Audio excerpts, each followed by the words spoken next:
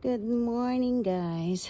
So ito, nagchat ang aking supplier na out of stock daw ang pork tocino, ang pork tocino barbecue, chicken tocino, saka kikiam. Kasi kagabi, bago ako natulog, i-compute ko siya kung magkano yung pricing, saka yung tutubuin doon sa mga in-order ko. Kasi tigka-konti lang muna in-order ko kasi baka hindi magkasya sa freezer.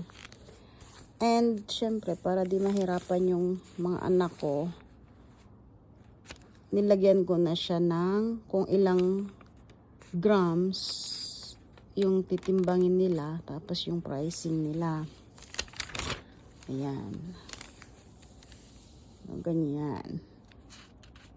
Kasi itatry ko yung mga frozen food dun sa aming probinsya. Kasi everyday din naman nag-uulam yung mga anak ko. So, diba? Kahit konti-konting tubo, okay na yan. Dagdag lang sa extra income. Kasi, ito siya lang. Konti lang naman yung tinutubo niya. Kagaya nito, yung sa 240 grams sa 8 pack na tig 240 grams, ito times mo sa tig 60. So, 480. Eh, yung capital niya lang is 294. So, may 186 ka.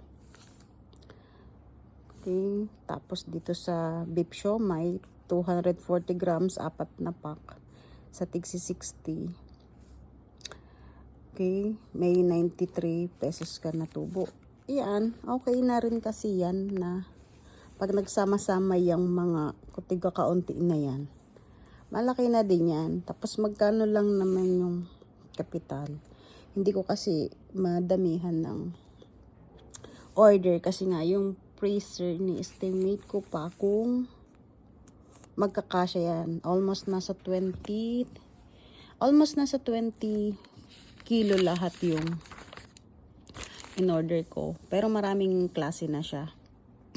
Kasi, ito, pinalitan ko siya kasi nga out of stock itong pork tocino. Saka yung pork tocino barbecue, itong chicken tocino, tapos yung kikiam. Pinalitan ko siya ng whole chicken. Ayan. Ako ay paos kasi masama ang aking pakiramdam. Kaya nilalagnat. Focus lang tayo dito sa ating mga ano. Okay. Ay,